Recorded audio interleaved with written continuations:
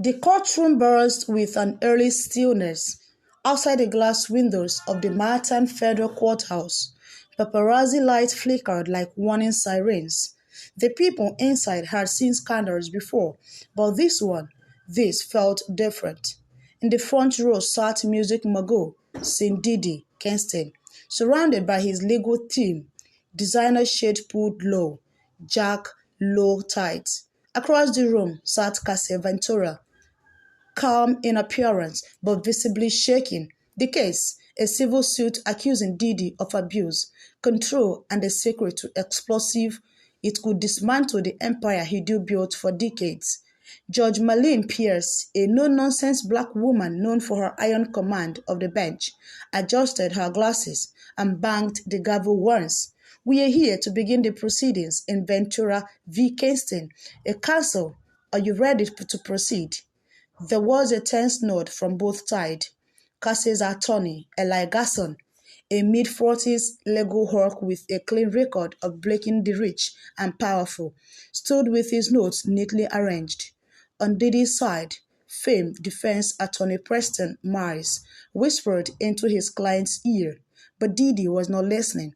His eyes were fixed in Cassie. Cassie didn't meet his gaze. Not yet. Her heart pounded under her blouse like a wounded drum. She hadn't expected to be here. Not really. For years, she'd let the trauma sit like poison in her heart and chest. But then came the letter, an anonymous email, a single sentence. What happened that night can still be proven. And it wasn't your fault. That one message unraveled years of silence, and today she was ready to speak. Garson opened the case with calm confidence. Ladies and gentlemen of the jury, this case is not about celebrities. It is not about hits on the radio. It's about power misused. It's about fears weaponized. And it is about a woman who was manipulated, isolated, and threatened under her identity barely existed. He paused. Let the weight of those words fall. We will show you the truth about what happened behind the mansion gate, behind the flashing light, and yes, what happened that night in Aspen, the night everything changed. Across the courtroom, Diddy shifted uncomfortably. His legal team had begged him to settle. He refused. I built her, he told them. She owes me. She just wants attention. But somewhere deep beneath his designer suit, he knew what she could say and what it might unleash. Because that night in Aspen, it was never supposed to resurface. Cassie took the stand. Her hands trembled slightly as she was sworn in. Her voice, when she began, was soft but unyielding. I met him when I was 19. He said he saw a star in me, and for a while I believed him. Her eyes flickered towards Diddy briefly. He said I was his muse, his queen, but soon, being his queen meant being silent, being isolated, and always being available. The jury leaned in. Garson let the silence hang before asking, Miss Ventura, can you tell us what happened during your first year in his estate? Cassie's mouth tightened. At first, it was glamorous. Parties, trips, studios. But slowly, it became a cage. He took my phone, monitored my calls. He said the word was dangerous, that only he could protect me. But he was the danger. Diddy scoffed audibly. His lawyer objected. Your Honor, relevance? But Judge Pierce waved it off. Overruled. Let her speak. Cassie continued, eyes wet but strong. He began controlling when I ate, what I wore, who I look at, and when I tried to leave, he threatened my family. He said he'd destroy my career, that I do nothing without him. The courtroom was stunned. Whispers flickered like embers through the gallery. Diddy looked enraged now, his voice and jaw clenched, fingers tapping rapidly against his thigh. He had come prepared for accusation, but not his level of exposure. Cassie paused, breathing through the lump in her throat. But it wasn't just the night in Aspen that I truly feared for my life. Garson walked slowly towards the jury box. Tell us, Cassie, what happened that night in Aspen? The lights overhead seemed to flicker. The room shrank into silence. Diddy's entire body froze. Cassie closed her eyes for a moment, then opened them. That night, I found a file on his laptop, a file labeled Insurance. She looked straight at the jury now. Inside were videos of women, of me, things I never consented to. And when I confronted him, he lost control. He grabbed me, slammed me against the wall, and then he said something I will never forget. If you leave, you will never make it out of this alive. A wave of gasp swept through the courtroom. Even the stenographer paused for a split second before resuming her frantic typing. Garson slowly turned to the jury. You heard that. Ladies and gentlemen, he threatened her life over a folder of secret footage. This wasn't a fight between lovers. It was a moment of violent control, calculated silence, and criminal manipulation. Judge Pierce leaned forward, her eyes narrowing on Diddy, who now stared at the table like it owed him an explanation. Outside the courthouse, reporters scrambled to update headlines. Cassie dropped Bombshell in court. Diddy threatened my life. One tweet read, News vans repositioned. Talk shows went live.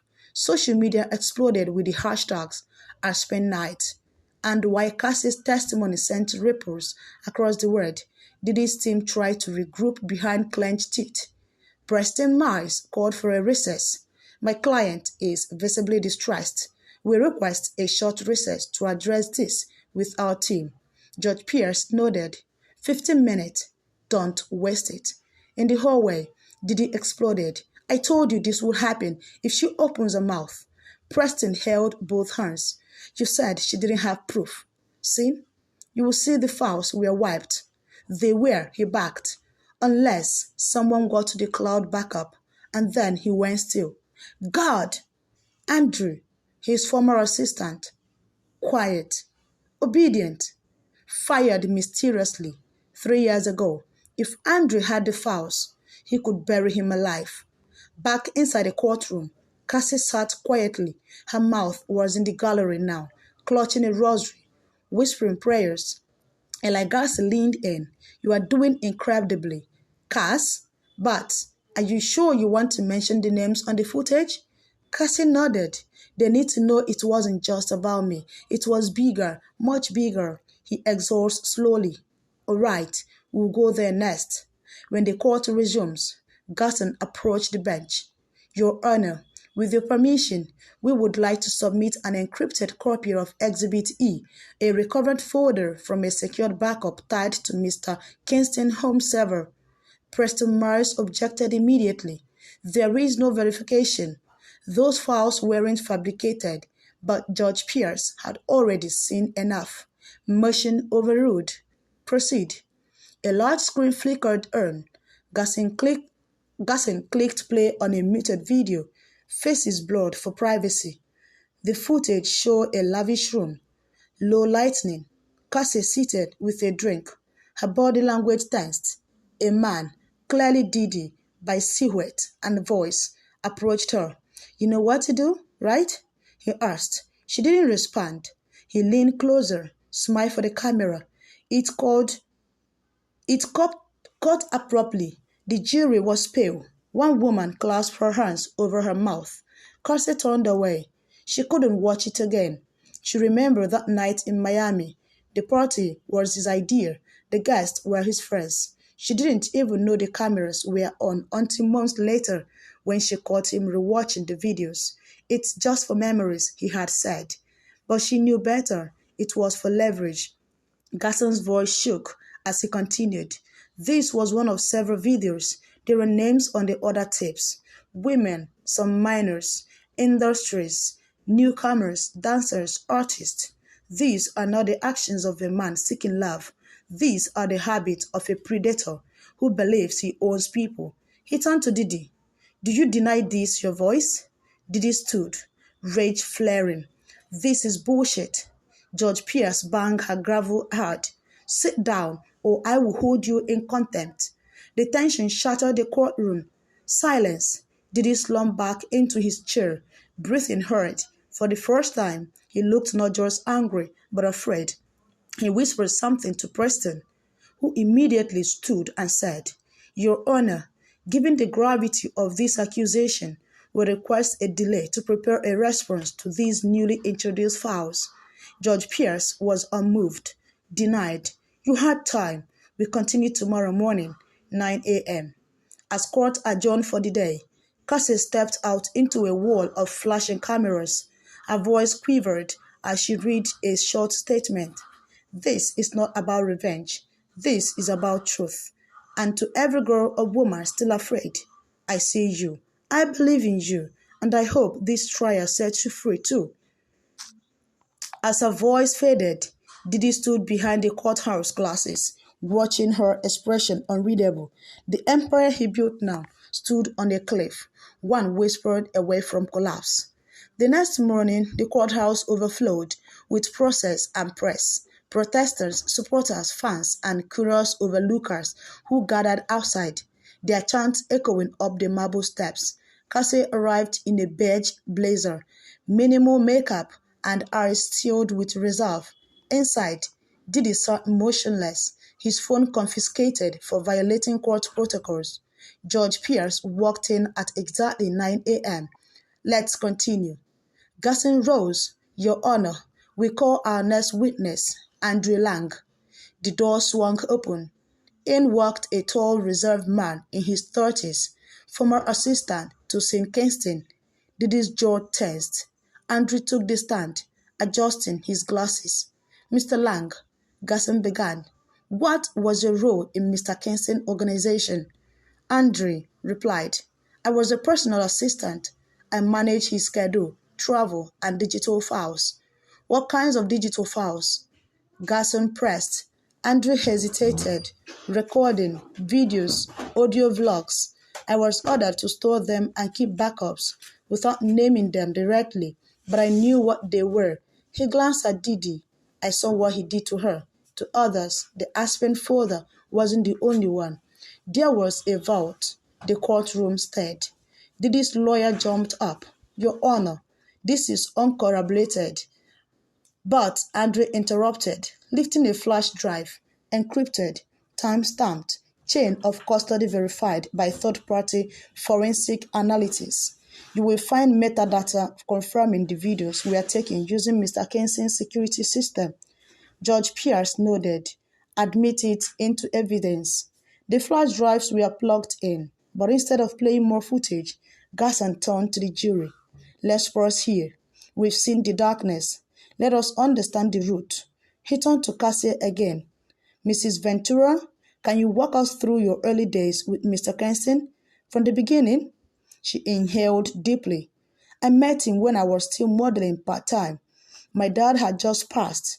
I was vulnerable. He said I was going to be the next big thing." She looked down, remembering. "He gave me a house, a car, a contract, but with every gift came a rule. I couldn't go home for holiday, couldn't see my brother, couldn't cry on camera, and he introduced me to relaxants, syrups, pills, said they helped with the anxiety. I didn't know they made me easier to control." The jury leaned forward. She continued, "Once I tried to leave, he found me at the airport, pulled me aside and whispered, 'If you walk away, I will leak everything I have on you, even the parts you don't remember.' I was 22. I went back." Her voice cracked. "It wasn't love. It was surveillance." Gasson spoke gently. "Did anyone ever try to help you?" Garcia blinked. Slowly. "One person, a backup dancer named Lyrics. She saw the bruises once, said I should run. 2 weeks later, she was fired and deported. No warning, no trace. After that, I stopped trusting anyone." Silence fell. Then Gasson turned. "Your Honor, would you like to request the courtroom to summon Lyrics Mwansa, now living in South Africa, to testify remotely?" Judge Pierce nodded. "Well, permit remote testimony under special witness protection protocols. Please proceed." The courtroom monitor flickered. A woman's face appeared, soft, worn, but still beautiful. "Miss Mwansa," Gasson began. Do you remember working for Mr. Kingston in 2013? She nodded. I do. I remembered everything. I saw Cassie cry every night in the green room. I saw the handprint once on her back, and I saw the fear in her eyes. When he entered the room, like the air left her lungs, tears welled in Cassie's eyes. Lyris added, "He told me to keep my mouth shut, said he could make my visa disappear, and he did. 2 weeks later, I was on a plane back home with nothing, but I never forgot, and I'm proud she's speaking now. She's not alone anymore." The jury sat in stone silence. One man dabbed at his eyes. Diddy looked cornered for the first time. A castle made of secret, now shaking with every mouth spoken. Court resumed the following morning under tightened security. Word had spread that someone inside Diddy's inner circle had agreed to testify voluntarily. Even Judge Pierce entered the courtroom more cautiously than usual. Garson stood slowly.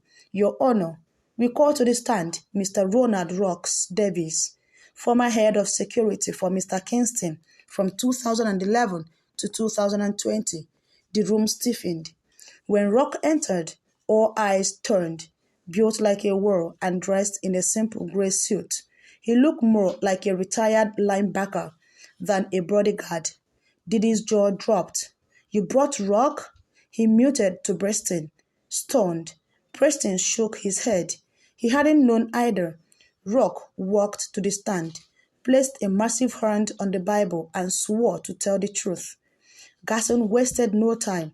"Mr. Davis, why are you testifying today?" Rock looked directly at Diddy. "Because I was tired of being part of the cover-up, and because I have had a daughter, Cassie's age. I couldn't keep lying to myself." Gasp rippled through the courtroom. Garson nodded.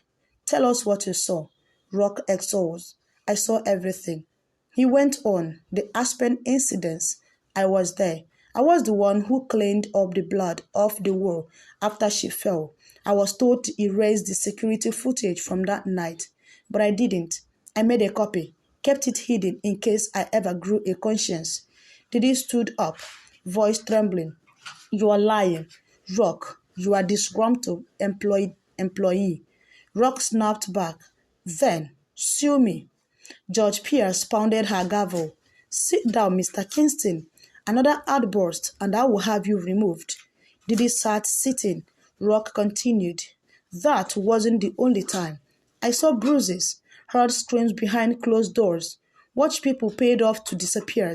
My team and I handled it all. But it wasn't security. We were janitors for his sins."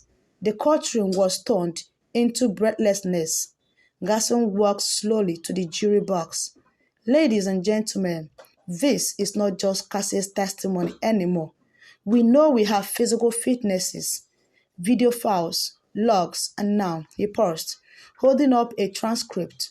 "We have audio, a phone call from 2017, recorded legally by a third party, a conversation between Mr. Kingston and his then agent discussing Cassie's threat to go public." He played the clip. Diddy's voice played over the speaker. "She tries to talk. I will kill her career. No label will touch her. I will call her unstable. I will make her disappear quietly. You get me?" The room froze. It was unmistakably his voice.